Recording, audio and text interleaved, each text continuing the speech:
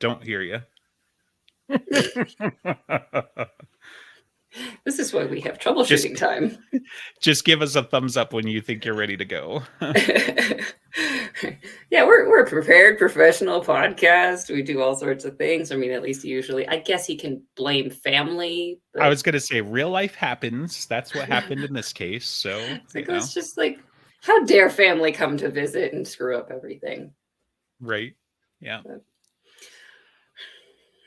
oh, Speaking of screwing up everything, our topic exactly. today. Battleground.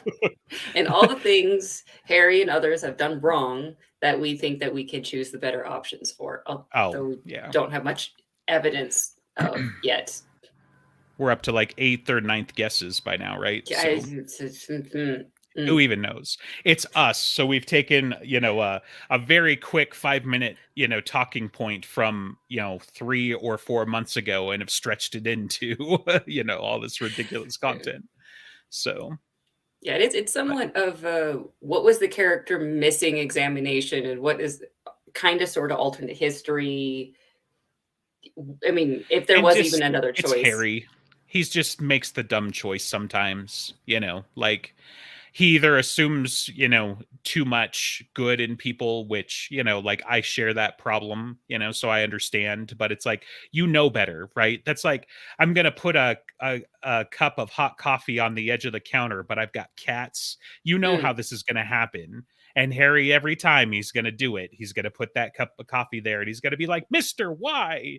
And it's just like, bro, like, how many times has this happened to you? You know better, yeah, so, but yeah. So, the good news battlegrounds. is he didn't make any bad choices in Battlegrounds. He was totally perfect. So there's nothing to talk about. I mean, it is hard to think of which ones that he screwed up that were entirely him, because there was so much else chaos going on that like there was other people's choices impinging on his. I mean, there's a fair bit of that, don't get me wrong, and like battle is chaotic and stuff like that. There's probably not as many like that I can point to directly in Battlegrounds per se versus like Peace Talks, because Yeah. Peace Talks is the one where he laid out a turd sandwich. He made sure everybody got a portion and then he took double portions himself, right? Because like we had all the stuff with Ramirez, we had the stuff with Ebenezer and just on and on and on. For all of that stuff, perhaps if he had asked some important questions like Mm, 10 years ago, he could have found out that, Starborn have a spidey sense you know, for Nemesis or whatever, and maybe saved his brother. Who knows, right? But like Battlegrounds now we're in the shit, and it's just like doing the best you can with not enough prep time and tools, which is not how wizards want to operate. yeah. I Um, mean, I mean, the first big event that we have is the Kraken, but which is really cool, but there's not many right. choices in it. And so then they get back to the castle, and We're skipping though, right? Like, because does he go back to the castle before he goes to Max? Because that's where my okay, first okay, one comes to fair mind. enough. There's So, something that he does that's like between Peace Talks to Battlegrounds is when he's on the island mhm, stashing Thomas, he mhm, gets the items that he thinks that right, are going to be important. which is clearly a perfect, Yeah, decision. Like and it's he grabbed two of the more important tools in his toolkit. and Like he asked Demon mm. Alfred important questions of how do I use Yes, these? right. How do I use these? What is the sphere of your influence? Just in case, because I've got a crazy idea. And yeah, what a wizard thing to do, right? Like I have tools, and some of these tools are intelligent, can tell me how to use them. And, yeah. So the Alfred thing, again, that's great too, because it's like, oh, Yes, yeah, I think I could get to the shores. Oh, cool. So we've got an outer bounds now. Like, unless I exactly. decide to wrestle a Titan in the water, like we've got to at least be on the beach. Check, you know. Yes. So those are good wizardly decisions. He acknowledges power. He's asking questions. This is important. He's got the placard and the spear of destiny, and Yes. yes, they survive the Kraken with help of Lara and Freitas, and then Molly and sharks and all sorts of weird shit. So they go to Max, and this is also when he's doing his wizard powers of like, I kind of know what you are, Mac, but Mm. I'm going to force you to kind of, sort of, almost say it and bind Right. yourself to something very important to make Max a sanctuary. Right. Well, and like all of this that we've talked about so far is good decisions, right? Like Yeah. there's I couldn't quibble about anything about this. If there is a quibble, it's because he just didn't have enough going for him at the time. But like out of the tools arrayed in front of him and his knowledge of everything thus far, that's great. Mhm. His real big fuck up, though, is deciding this is where he's going to leave Murphy Yeah. because it makes sense, but she's a cat. You know what's going to happen. She's got 1.5 legs. You know somehow she's going to get involved here. Like Mhm. Murphy is not going to be the sit down and wait type. You Yeah, she know, has like, already taken off her casts early. right. Somebody Yeah. needed to sit on her literally, or you needed to somehow take her out of the game and putting her on the bench and saying, "Oh, you're safe now." That's not ever going to work. And that to me is his first big fuck up in this book. Let's be clear. Let's we're just Yeah. like certainly there's a bunch of fuck ups that have led up to this moment and he has fucked up before and will again. But like this was the first one that was like, yeah, we should talk about that because like you know, Yeah. Because so he tells her to be on radios and communications and trying to coordinate all the people that she knows, which is not a terrible idea, but it's not right, enough for her to be satisfied in helping. It's something that right, she can do, and it would be safer for her to do from Max. All of that's very logical, but right. she's too much of the warrior type. It would have been better for him to give her like, here's a bunch of school children, get them out of the Yeah, city, right, because that's the kind of thing that she would need to do for her own anxiety. She can't right, stay and know that he is out there fighting, or her loved ones or friends and families and partners are out there. She has to be with them, and she's happy to die alongside them. And so it's like she has to be put in a position where she might die to protect someone better, or someone like a child. That would have been fine, except he just didn't have any children handy yet. right. Yeah, and um like I guess the other thing he could have done is he could have tried to charge her with defending Max, but then he kind of made that irrelevant by doing the whole sanctuary thing, right?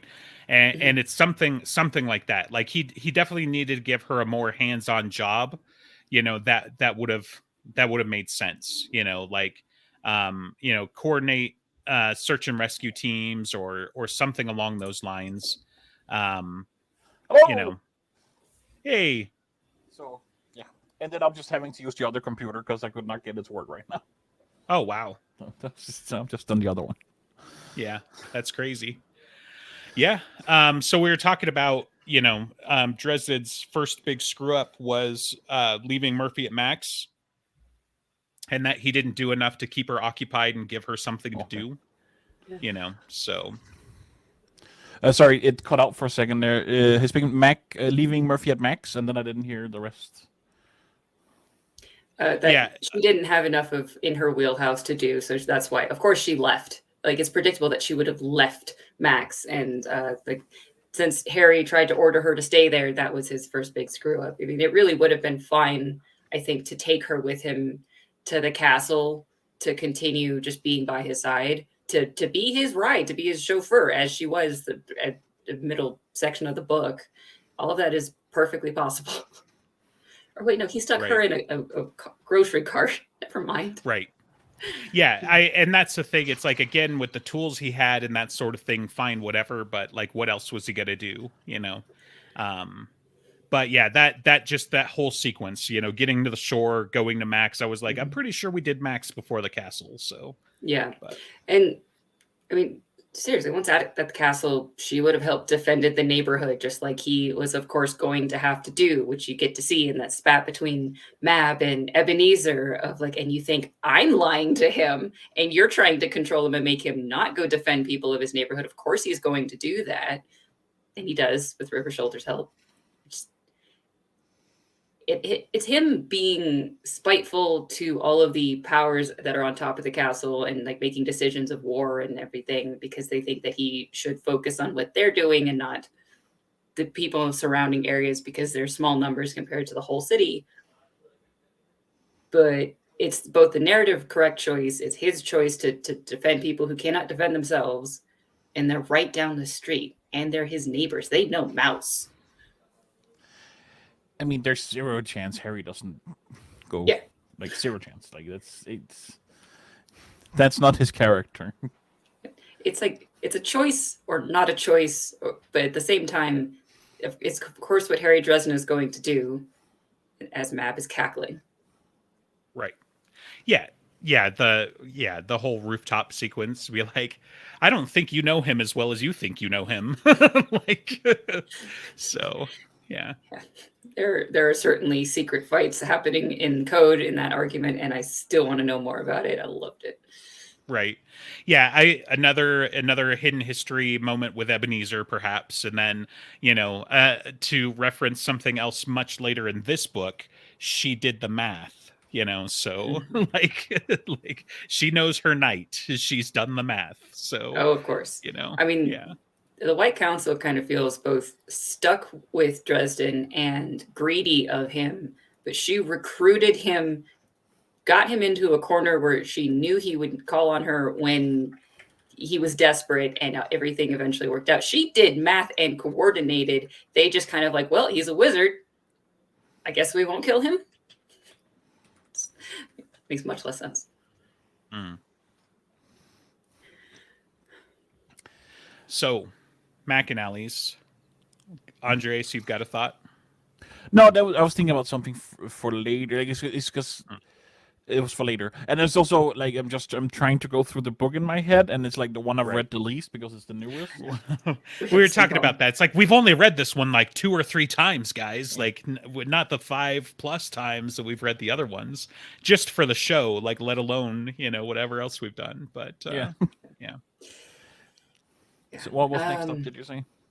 Well, I think Harry forcibly got people inside of the castle, because he had to argue with Marcone about they deserve to be hiding in said castle in the neighborhood, and something showdown with Raven women, and bargaining with, not exactly bargaining, but talking to Vatterung and the interactive war map that they managed to have, with some side comments about Harry's mother.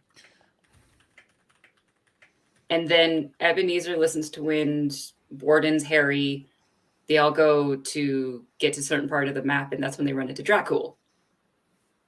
And Ebenezer's in charge, so it's not even Harry's decisions in certain parts of it. And then River Shoulders comes with. I mean, thank God they had River Shoulders. Yeah.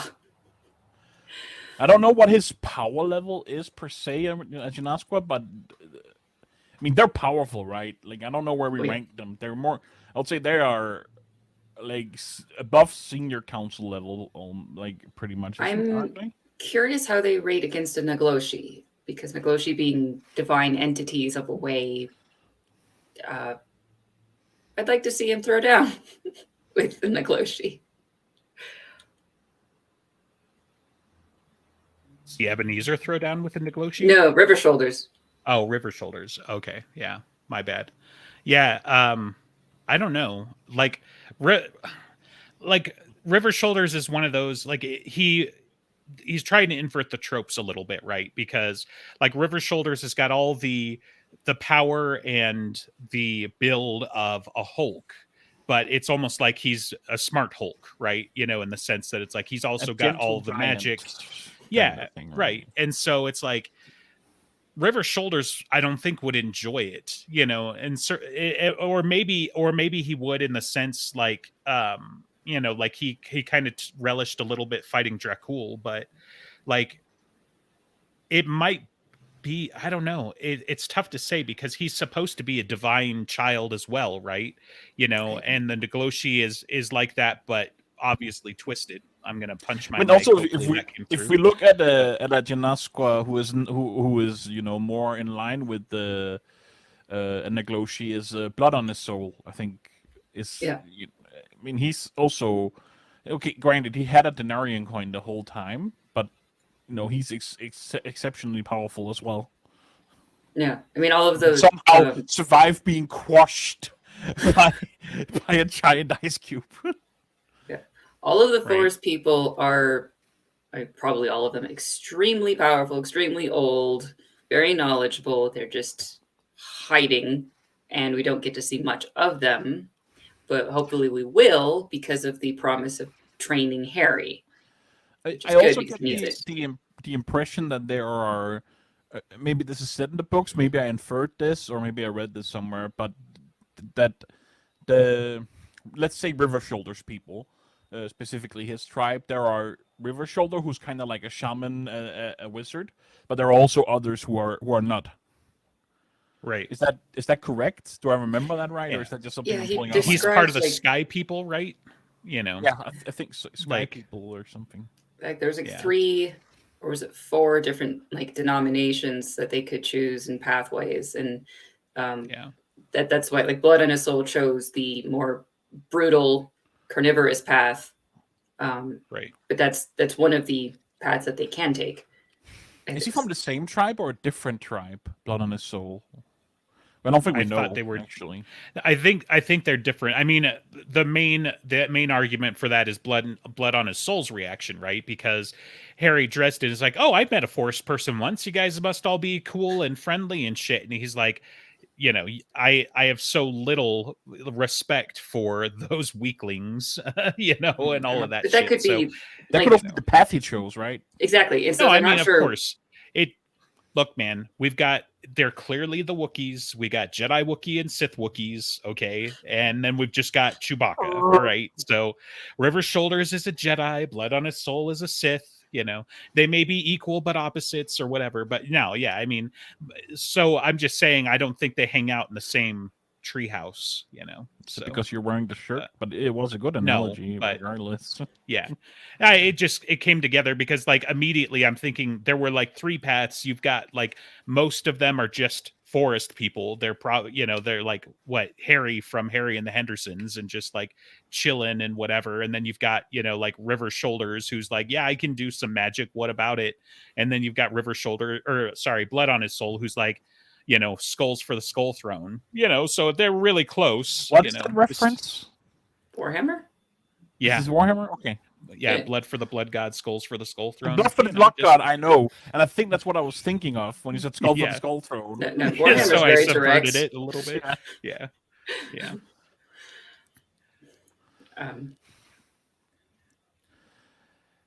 We better see more of River Shoulders because we do have these questions and I want answers. Because Yeah. I had gotten the impression that River Shoulders and Blood on His Soul were like cousins or something, but then they hated each Sure. other because of the different paths that they took. So they hate because Yeah. of choices and not because of family.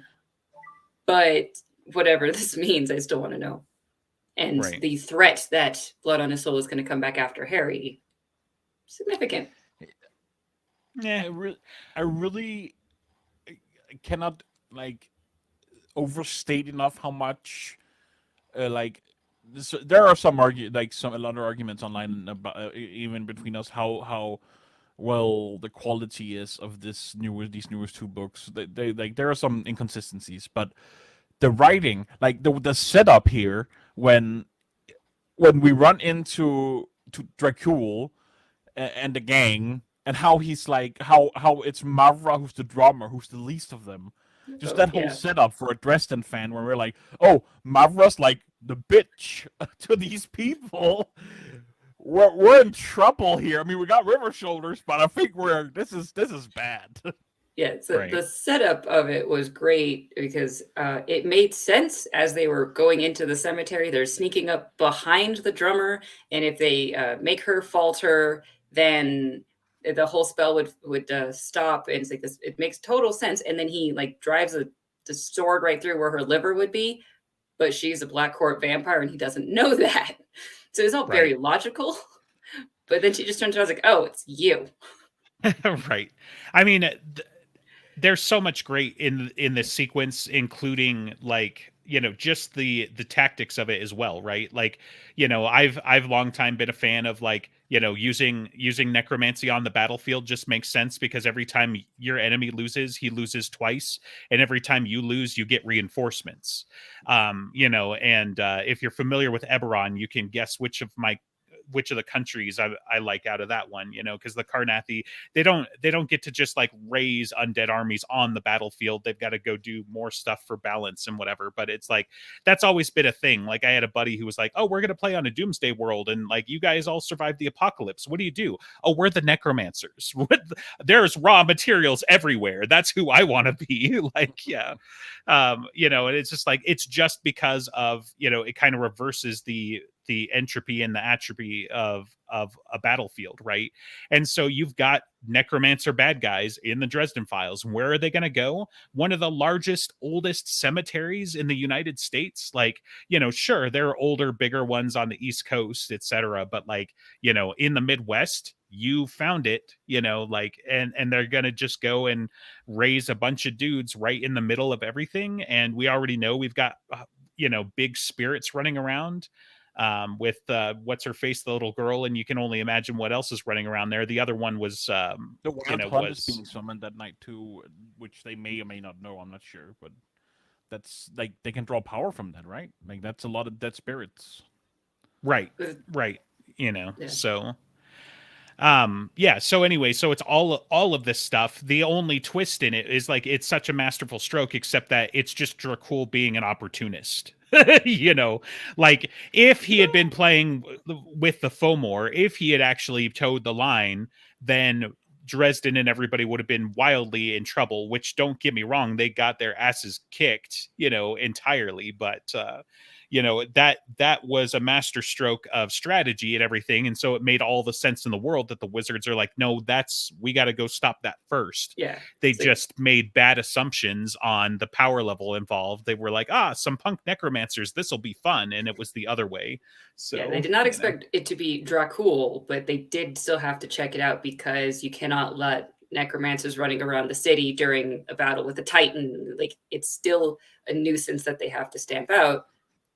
Kind of got hurt for it. Kinda? We don't know where Chandler went, and we don't know if we'll see Wild Bill or what was her name?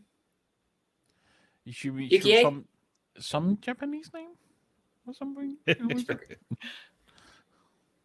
Sure. I mean, while there's like Justin might be looking it up. While he does that, I just wanna commend my boy Dracul here for the min-max. He's just like. I mean, we can just swoop on in there. We can get a little value out of this situation. Yeah. Might as well, It's perfectly logical, which is why he was also saying, after 5 minutes of you, I couldn't stand an eternity, so I am not going to offer immortality like I usually would, because he's smart. Yoshimo. Yeah, Yoshimo. Yeah. Okay. First and last name, but yeah. Yeah, Chandler, Yoshimo, Wild Bill, Myers, and Carlos, I guess, Ramirez. Yeah.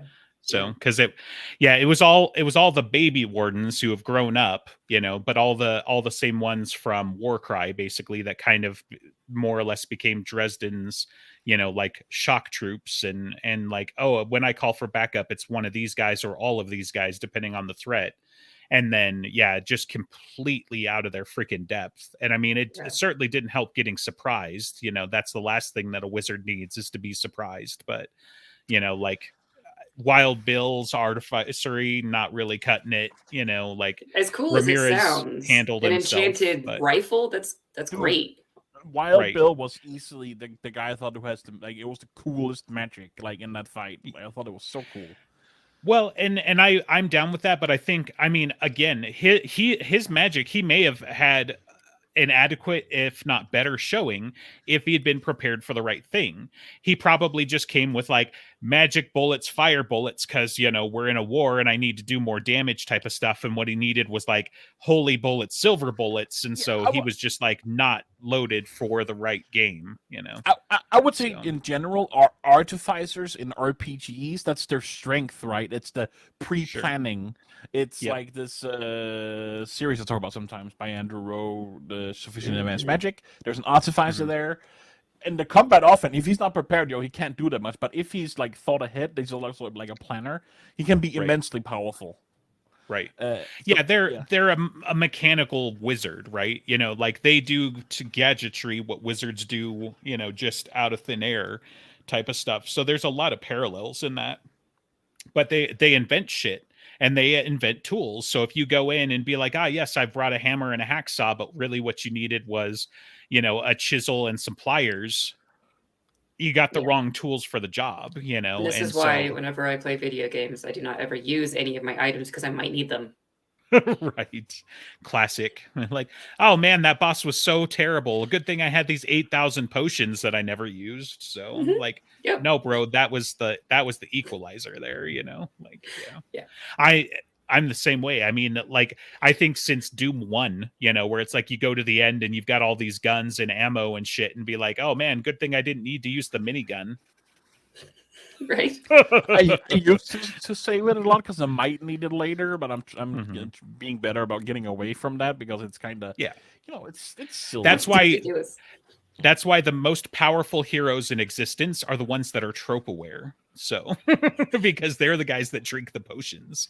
So, you know, The Witcher, just saying, he drinks his potions. So, True.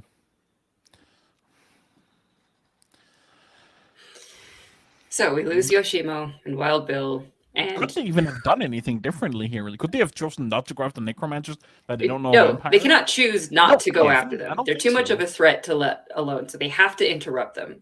And they had a plan that required delaying because Listens to Wind and River Shoulders were going to be the gigantic gorilla that falls on them later, and so they had yeah, to spend a little bit they of were the time, and that's why pincer. Harry was doing the Ghostbusters lines and all of that. And So great and so sad I didn't catch it in the moment, but Yeah, I yeah. mean they have So, they have experienced wardens. They have Harry, one of like how powerful is he in universe now? He's one of the strongest wizards for sure I by mean, now. don't they still say Mhm. he's in the, like the doesn't he say he's in the top 20 or he's like this That's power. he's like That's the like strongest of his generation, but he's just not right, refined, you know, yeah, like that's he actually, could that's he could raw still be more magical powerful. prowess, I guess. Like how much he can pump like Right. magical energy. But Right. yeah, Yeah. Harry did not win this fight. No. Listen to Wind and River Shoulders won this fight. yeah. I mean, but I was Yeah. like, how scared He are you survived from this what you fight. Exactly. think are human necromancers at the time that are like, and you're Harry, you're senior experienced wardens, you're a senior council member, super powerful, and you have like at least a senior power level like Wookie. Like, what? Right. We're not going to be able to shake that reference for many years at this point, but yeah. No, I mean the one thing that has jumped into my mind to shake up this a little bit is the fact that like Graceland is walled, and it just seems like maybe between a couple of badass wizards and a senior council, you know, member guy that, you know, they could have done something with that. You know, they could have like tried to Mm. trap him inside, or they could have made it a Made the circle and walls a tried to cut him circle, or off. yeah, yeah. Yeah, Mm. like in world, in universe, like they didn't need to go in there. They didn't need to follow the brute force tactics and the pincer movement, and those are all great tactics when they work. That's why they're the tactics that you would use and that sort of thing. But you know, yeah, that I mean that's a great analogy. So but yeah, like that's one of my takes. Is like if I were to do the perfect thing and hindsight 2020 and whatever, then this is maybe something that I would have suggested and seen if they would shoot it down,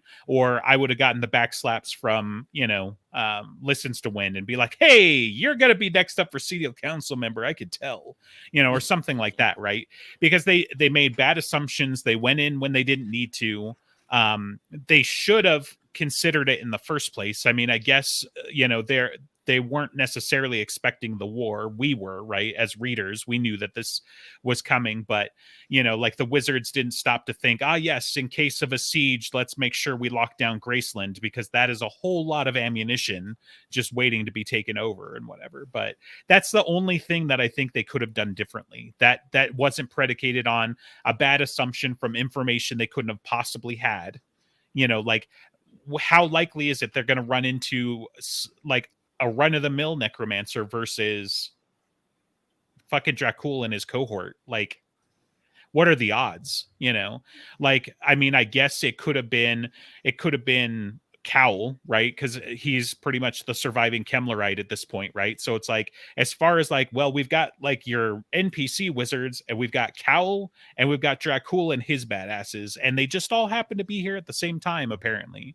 Minus Cowl, of course, but it's just like, what are the odds of that happening? So it's like, yes, that was a bad assumption. Yes, they mishandled it, but with the information they had at the time, that is what it is. Yeah, So. There was not an obvious other answer. Right. And this exchange did finally force Harry to ask the fucking question of what is a Starborn? Because how many people have said it to him at this point? And now Dracul himself has said it. From And one Starborn to another. Right. And I mean, it's a really good sequence of events and scene by Jim here. There's just randomly Dracul for the first time, right? And Mavra's the least of these. Starborn drops actual Starborn information. Like it's really good. Right.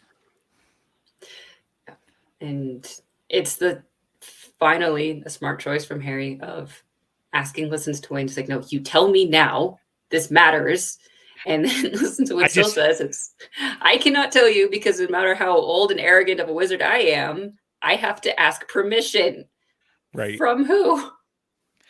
I'm just laughing because I have this image of like not Listens to Wind, of River's shoulders in the background in a headlock from Dracul just getting punched in the face, and Harry's like, tell me what a Starboard is. It's like, I'm a little busy. It's just like, Harry, now is not the fucking time. The fucking time was any time in the last 5 years, but now is not the time. Like, so. Man, if I was Harry and with the panache and arrogance he shows sometimes, in the downtime, I would have gone the whole summon Uriel, Starborn information, give it to me, just to see what would happen. Yeah, I guarantee you, Matt knows. Just so we're clear, I don't think that's how any of that conversation flows. I just wanted to put that in there.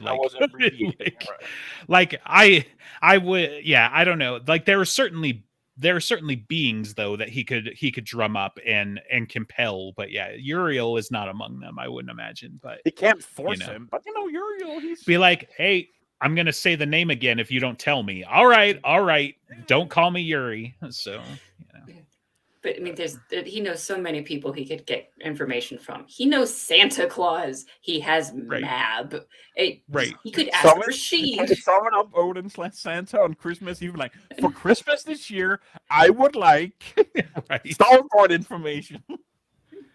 Now, it's entirely possible that Battleground is like the guy in charge of saying like, this is why we don't tell Harry Dresden, or he's on that council, whatever that looks like and whatever.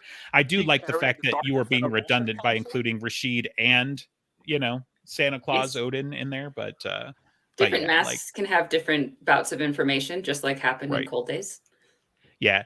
And it may be that Odin plays by the rule of like, you're ready for the answer when you're ready to ask the question, So it's just like, again, if you would just ask the question, it would have been probably useful in this book a couple of times. Is not like, okay, Harry finally asked the question, but he asked it to Listens to Wind, who does like to play by the rules. And the rules say that he needs to ask for permission.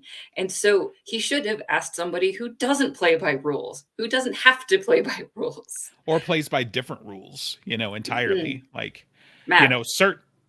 Well, yeah. Apple wants something in exchange. Of course she does. Well, she wants to save reality.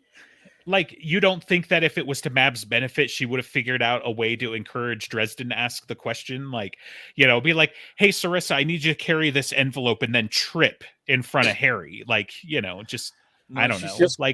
She has ways. She's going to drop hints in the conversation. When he doesn't get it, she's going to slam him into an elevator and tell him to listen.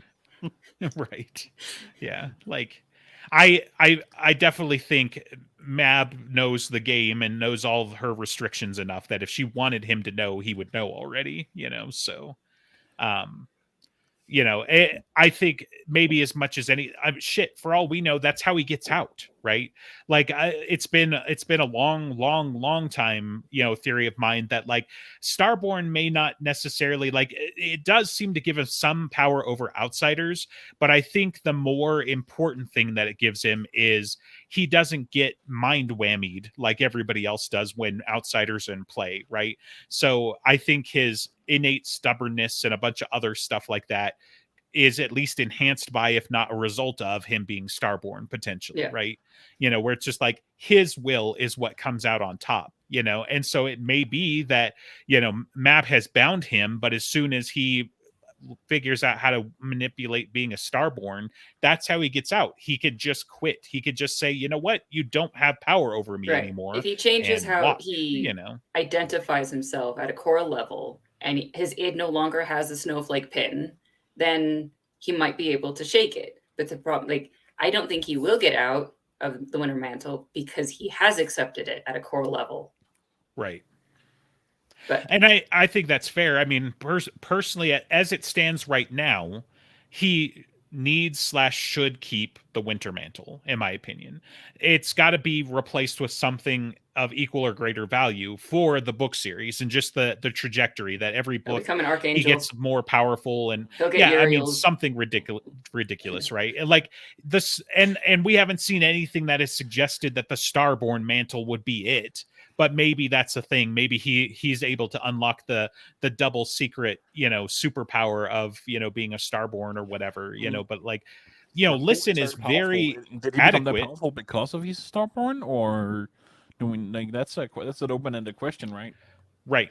And I mean, certainly, like there's the prophecy, for lack of a better word, if it isn't the perfect word, but like, with Morgan being afraid of him being a destroyer, right? So there's clearly the bad side, and the White Council is afraid that if he finds that out, they can't control him anymore. So it's entirely possible that him. He is some sort of fulcrum, right? He is like he gets to choose the fate of the planet, probably of reality, right? In some way. I don't know why specifically him. Reality. Well, I mean, he's the main character. I don't know, but I don't know why in universe specifically him of all the potential Starborns, and why this generation of Starborns. Right. Well, it's probably always though, right? It's just that it only comes around once every 666 years, and probably the only guy left over from last time is Dracul. And a really important question about that last time, or even the time before that, and a really important question about that is, he doesn't seem like, I mean, he's generally a bad guy, but he didn't bring about the apocalypse clearly. So what is he doing, and why not? I mean, he's still Team Reality. You can assume, because maybe because all of his shit's there. Right. Yeah. Right. I mean, that's the unifying thing of like a lot of the bad guys that we have. It's like we're all sharing on the same reality. For all of us to like exist, you can try to like New World Order, whatever, like the Templarites. This is my speck of dust. I don't want it to get destroyed, but it's mine. So it's like, I'll kill all of you and I'll take over, but you can't blow up the world. That's where I keep my stuff. Yeah. And so like if that's the end line of just like so it's either you work alongside Nicodemus and Dracul and everyone, or all of reality is gone. So there's a lot of people are going to just choose of like the enemy of my enemy is worse. Right. So Listens to Wind says he will give answers in a year. And in a year, we also know what else is happening. It's giant party. So his wedding gift is going to be some information, right? No. No, I kind of ascribed to EG's theory for this, so we're all familiar with that. So, well, no, just like, for all we know, he's literally like listens to Winds in the middle of the sentence when he gets summoned by his mirror version or whatever. Like, something is going to stop it. We're still not going to have that. Hell, maybe that's the thing he gets out of mirror is when he crosses over, he finally gets the answer because he sees evil Dresden operating as a Starborn because he fucking asked the question, or somebody told him at some point. It's like, oh, that's what I can do, or something like that. That there, one of the things that I'm hoping for the most out of that, and maybe it's a over hope, maybe I'm building up too much, but it's like Harry's finally going to see himself foiled, right? Like, Mhm. With like a foil, right? Not as in foiled my plans or whatever, but like he's finally going to see himself as everybody else sees him. He's finally going to have that outside looking in introspection that he is relatively incapable of managing, in the sense that he can't even ask the right question. And so that's what I'm hoping is like this book is the book he's going to learn the most about himself, because he's going to see himself in action. And he's, of course, he's going to see like, oh, that's what an actual monster Harry Dresden looks like instead of what I've been doing. Hopefully that's a big part of the takeaway. Maybe it's even worse. Maybe it's like, oh shit, I really am a monster because I would have done these things in these situations too, or something like that. But my big takeaway is that he finally sees all the power, all the responsibility, all the everything else that everybody else has seen, that we got like a taste of in Ghost Story. By not having him there, you could see, oh, this is what he was holding up. These were all of his burdens. This was his defense and all of that stuff. And then now, hopefully in Mirror Mirror, we're going to see like, oh, this is what actually working against everybody looks like, like I am a big scary monster in this universe, but yeah. It'll be exciting to finally see, because we've been talking about Mirror Mirror for almost 10 years now. It's been a while, so.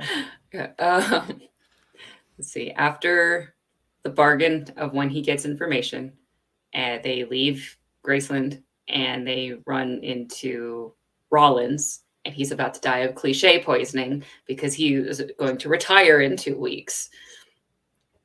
Run into Lamar, and Lamar's freaked out. And let's see, I think nearby after that is when they run into the Jotun, right? Because that's when the Jotun, however. Don't do it. Oh, please. I was around the time of like Ebenezer You can also see it in and Danish if you want the word that's more correct. So the where it's actually from. Go ahead. Jetta. The Jetta. There's a N that you're not pronouncing. Right. He's brought this up before, but yeah, I've it's hard to quibble because it's like obviously it's it's spelled like this in like in Old English, I think, or something, and in Danish it's like this that I put it in. Yeah. Okay. So it is a different word because you have it without an N. I'm not going to try to. I don't know how you call that letter of the AE that's smashed together, but yeah, it did like Elon Musk's K.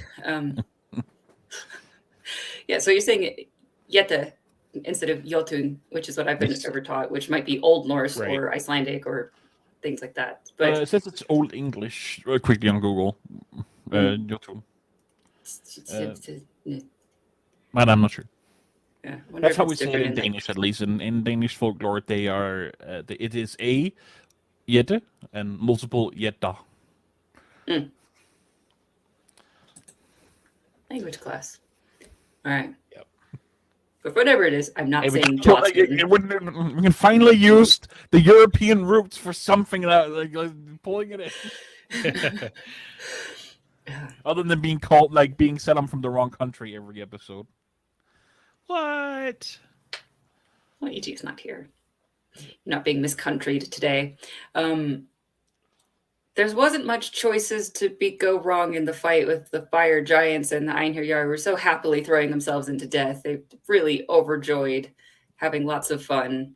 And Ebenezer and Christos working together, friendly, which I'm still not sure if Christos is something worthy to trust. But again, they're all on the same side of trying to survive the night, fight a Titan. Right.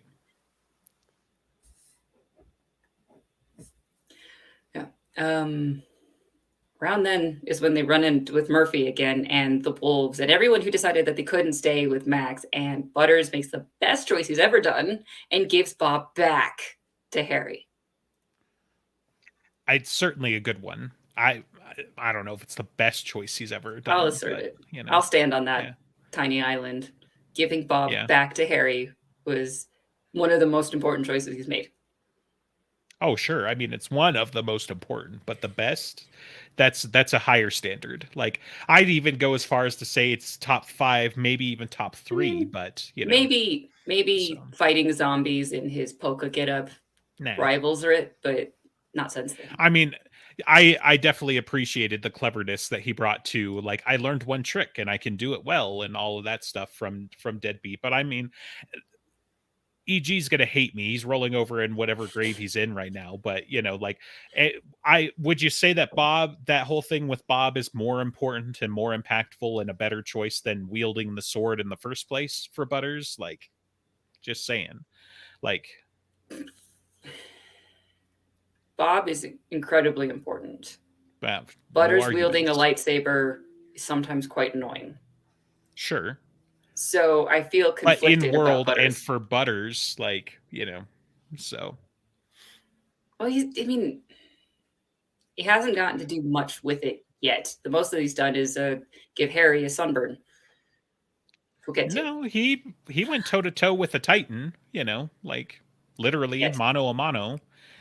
Just so we're clear, there were 4 other gods that didn't survive that encounter, and there were 4 of them before he went mano a mano. Now, it went predictably, and he did get flattened just like everybody else, but he survived the encounter.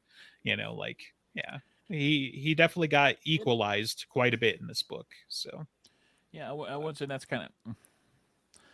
I think it's a badass moment, but I find it's hard to buy power level wise. Yeah. And that might just be the problem with it. Is like it's the right choice for the character to make, and it worked out. He survived. It helped the fight and all of that. It just feels a little bit too far of a stretch. Yeah. And that might just be the entire problem. Is it just a little bit of the kind of the execution of the character at this point? I enjoyed more him giving Bob back to Harry because I think it's important for Harry to have Bob. I actually didn't think he would get Bob back, and that new skull name would. Bonnie. I don't know why. Yeah, I don't know why I couldn't remember that. Would have been like his new Bob. Yeah, but Bonnie doesn't understand what pancakes are yet. She's still working on that. So from a meta perspective, like, he had to get Bob back because Bob is the only one who could do the circle the way that it needed to be done, right? Bob becomes the circle, right? So, like, it had to happen, but I definitely would have preferred almost to see more of like Butters and Bob teaming up, where it's like, I'm a Knight of the Cross and learning how to be a wizard, or at least channel magic in some way, and see more of his artificery powered up by Bob, like we saw in Skin Game, So yeah, but that's also the reason why Harry needs to have Bob back narratively, because now Bob has the monster truck castle.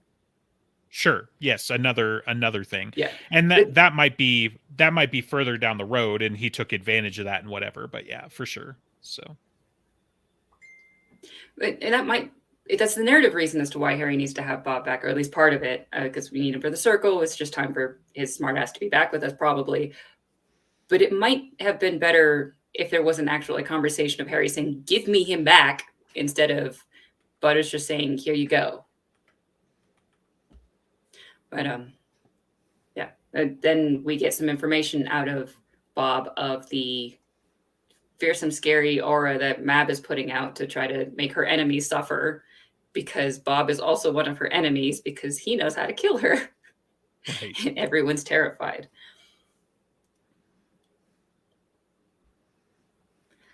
I don't remember exactly how it happened, but around this time is when we get to the guy whose name I can never remember, but I picture as Dave Bautista needing to go save his daughter at daycare, and the wolves take the kids. Really? I can't remember his name. Brady, wasn't that? Or sure. Bradley. Right? Okay. Yeah. You see him as Dave Bautista, huh? Yes. Interesting. Is a giant hulking figure. I don't fully remember how he was described in the book, but that's just he is stuck in my head. He's got a mustache, I think, right? So it's like I don't think I've ever seen Bautista with a mustache, but like he's definitely like not quite a Nick Offerman, and not quite what's the what's the guy that voices Batman? Will Arnett, I think. If you've seen like the murder mystery show that he's been doing on Netflix, that's kind of the character I'm channeling, but clearly needs like more build, right? So it's just like a bulked up Will Arnett from that show maybe or something. But yeah, like I don't know. I need to Google him. Like So. I can't really picture him for some reason. He's Arrested Development and Job and things. So. Oh right, that guy. Yeah. Yeah.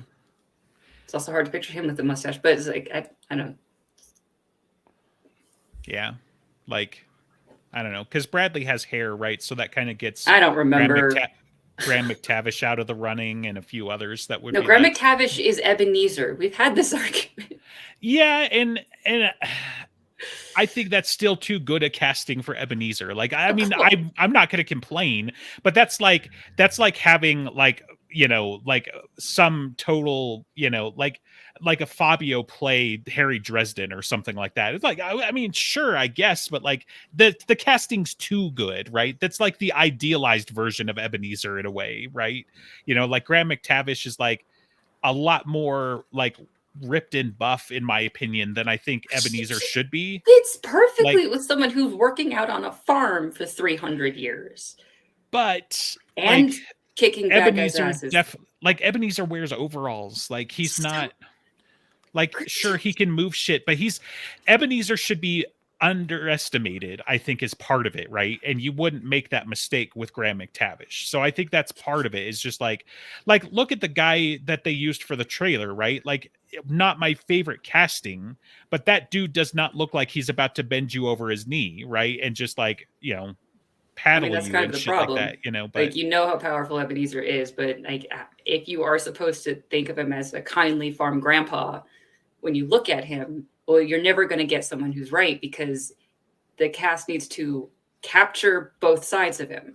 It needs to be someone who can be as intimidating as that, and passably be evaluated. Right. This isn't a casting episode. We have to go. Yeah. I had a thought about Kurt Russell for some reason. For Ebenezer, or okay, I mean, maybe especially now, but again, like a little too idealized, right? And like out of the three of us especially, and certainly out of anybody else who's listening or watching right now, like I know that I have a specific in because Ebenezer reminded me of my grandfather, right? And my grandfather, would brag about like carrying 500 pounds in either hand, and he grew up on a farm and all of this stuff, and that dude was squishy, but he had all of the muscle underneath that shit, like up to his deathbed. Like you didn't want to arm wrestle this guy because he was going to beat you because he had to, because he's old and he gets tired fast. Like that's kind of what I expect from Ebenezer. Like not necessarily Graham McTavish was like, my mustache could bench press you or whatever, but no, like, I mean, somebody with his kind of build, but Danny DeVito is still too much like,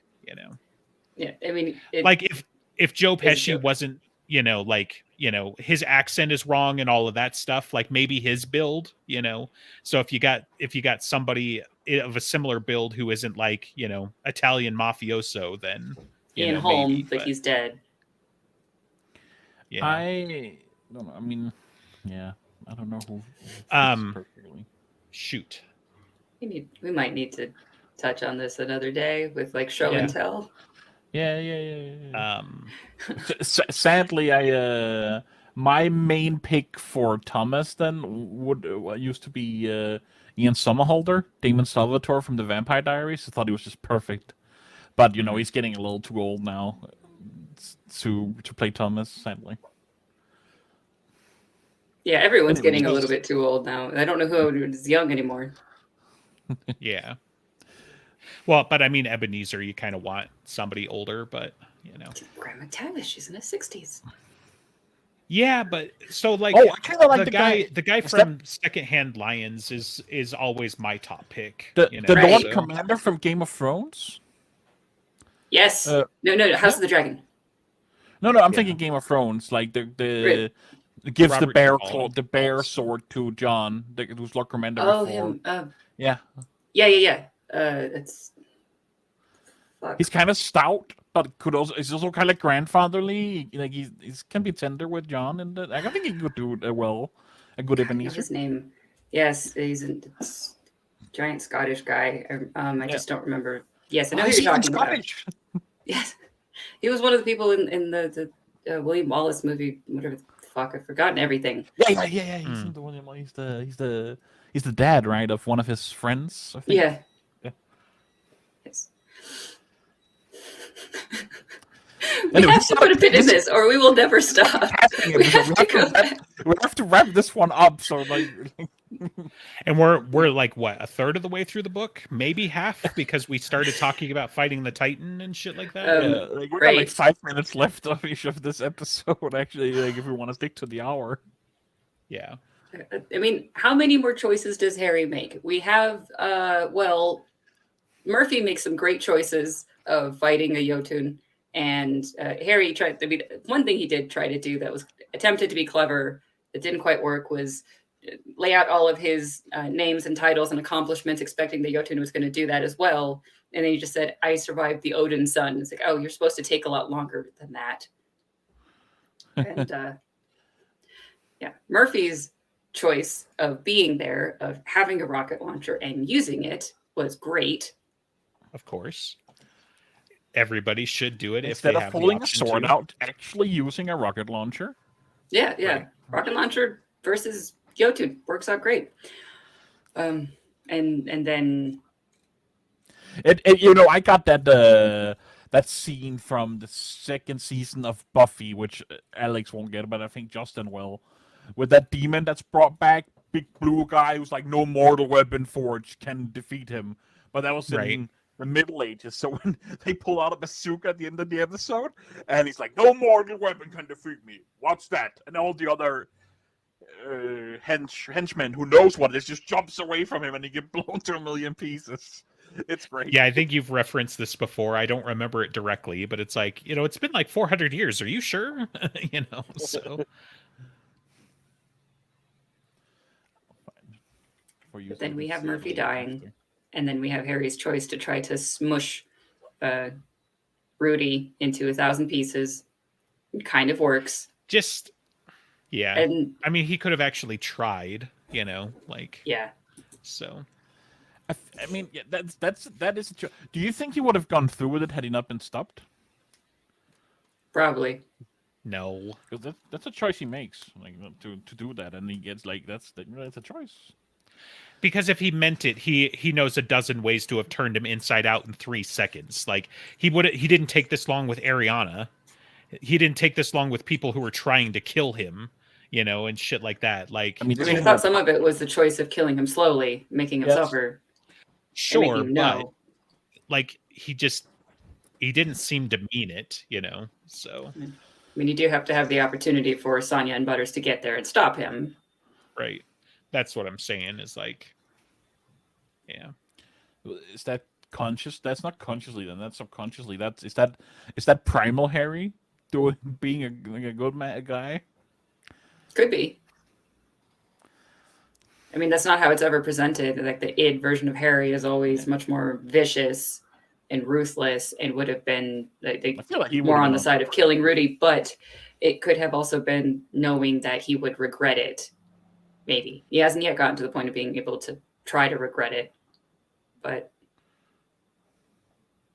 yeah.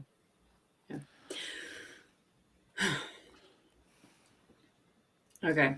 Finishing this book this time. We have to move on.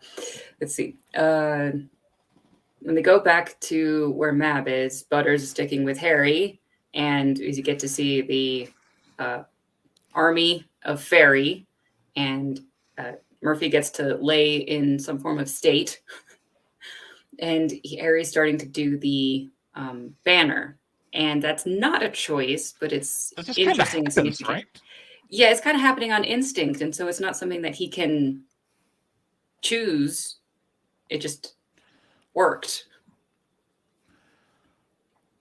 And yeah, this is probably the part I remember the least, the whole banner thing, because I was like kind of rushing through it. I remember. Yeah, so he gets to feel all of their pain, and he gets to feel where they are, and know exactly how many people he has at any one time. So it is literally a tool for waging war. He gets to know how to maneuver and handle his people on a battlefield. And it's kind of pulled up by instinct, and it seems like Marcon was doing something similar, as we see a few minutes later, as they're fighting with the bridge and over the river. Not many choices here, because it's one thing about battles, as much as they are interesting to watch and to read and picture. I'm not going to try to exactly shot for shot recreate that here, because that would be quite boring. True. Yeah, I mean, his actions are as much as in a response to the enemy and what the tools that he has is, and he's the one, he holds the bridge right before they blow it up and all of that stuff, and it's just like mostly he's getting a bunch of people killed, but in a slightly more orderly fashion, and part of that is just because Dresden's not a battlefield commander, so these people aren't soldiers. Like they're just people in Chicago that wanted to defend their home. Some of them are cops, a chunk of them are cops, so it's not unlikely that some of them at least had as much, if not more, experience than Dresden did, for stuff like that, but maybe not on the battlefield, right?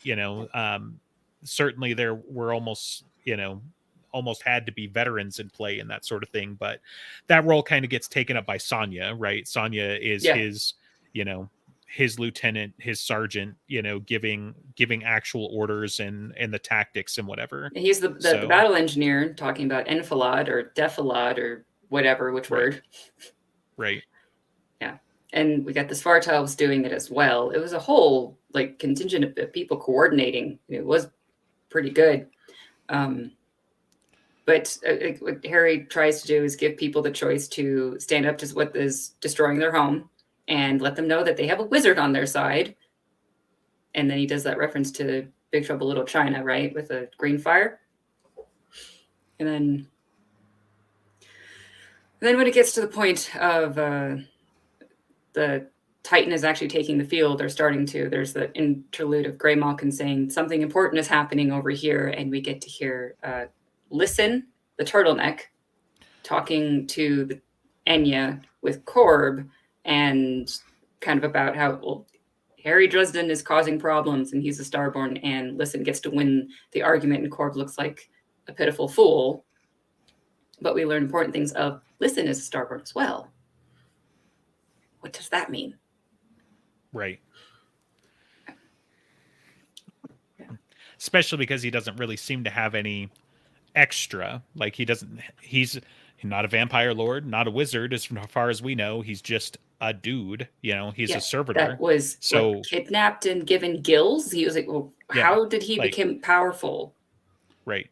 You're amphibious, so again it kind of goes back to if Starborn means anything, then it's probably not something that presents itself alongside all these other things. It certainly doesn't hurt to be a vampire lord Starborn or a wizard Starborn, I'm sure, but it's something else. It's something aside from that. And I mean, Listen is way competent, but again, that's not required. Like a Starborn wouldn't imply yes, all Starborn are wildly competent, or only wildly competent people are Starborn, right? That doesn't quite fit entirely there either. But as near as we can tell, he's just a dude with gills and machine guns and shit.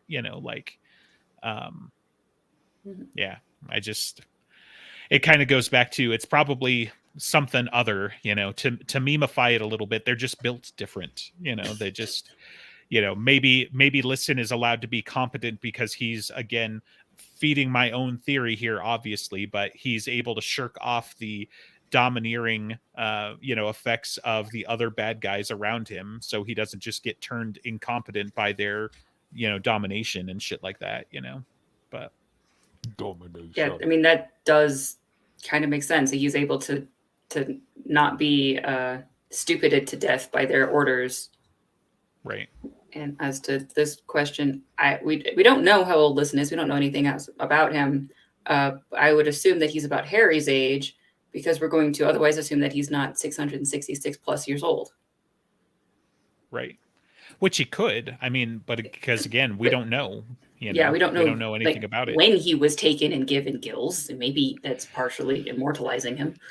Like Given it lobster genes or could be something. interesting that he's from the same batch as Dresden. You know, that he's as old as Dresden, and you know that it's not actually Elaine. You know, that everybody at least half assumes that Elaine might also be a Starborn. That it's actually Listen is, you know, another Starborn from the same batch. But Well, you know, there should have been hundreds of them, right, or thousands. yeah, What does I mean, Ebenezer say? So I think it was probably thousands are born out a certain time frame, like basically the same night over across the right, entire planet. And then right. over time, some of them have died or been picked off or not ever given power, their ability to use it. Right. Well, I mean, it's just life, right? You know, I'm Yeah. sure, you know, a chunk of them, you know, die to disease or car accidents or just whatever statistically, right? So you get to the point where it's like there's not very many left, you know, running around, but it's also entirely plausible that like the bad guys, you know, who are Team Reality or whatever might just be running around, you know, killing them. Like if Mhm. Dracul has eaten Starborn before, like what does Yeah. that look like? Do you mean like over the last 1,000 years you've eaten some, or like recently? Because you know, like what other Starborn have you run into unless you're, you know, running around like eating them on purpose? You know, a little And bit of Siler from Heroes and that sort of thing. You know, yeah, but it could be that because why has all of this stuff happened since the beginning of Stormfront? Of like some cowl or black council, someone's being involved in stirring shit up. Some of that could be to suss out who the Starborns are. Maybe Victor Sells right, was a Starborn and didn't know it. His age wouldn't have made sense. right, But it's just like that was where my thought had gone, even though it's not going to work. But like any of those other people, it might be easier to find them once the cowl starts doing whatever it is he's doing and making things worse. Yeah. I don't want to like rush the thing, but I gotta go. I gotta go soon if we're gonna finish the day with me. Like, we gotta. I mean, there's just a lot of battles, and a lot of it's important and interesting. Like, I don't know. Maybe we should try to go to another episode and wait. If that's what we're doing, that's fine with me because I got people waiting for me. right. We can always split it off into another topic if we can't stretch it or something, Yeah, because we clearly spent 15 minutes talking about casting for one yeah. character. We might So need to I have have that as an notes. extended You know, argument. Yeah. Yeah. yeah. Okay. But Okay. Family doesn't have to wait so long. Freaking family. All right. Next week I haven't read more of the book. We're continuing, probably doing a no topic. I don't know if I'll be able to finish goodness. since I have started Lord of the Rings. We'll figure it out. I'm only like, I don't know. I'm missing quite a bit still. I'm really not motivated to listen to it, but I really gotta try and power through. Yes, we both need to do Shame. that. We even need Shame. to listen to a real version of it instead of a I BBC radio. if I could get it from the library, like I've rarely seen books this popular that weren't like brand new, you know, so it's wild. Like the last time I had this kind of problem was the uh you know, Nona stuff, right? You know, so it was like Mm, getting Nona was a huge pain, but it's like that is literally at launch. So heaven forbid there's like 30 other fans in the state that, you know, aren't going to go buy it off the shelf and that sort of thing. But yeah, it's kind of wild that Lord of the Rings is still this popular. So you guys yeah, should totally be ashamed of yourselves. Just saying. I'm reading it. I have real copies of it. I read the actual thing. Working on this.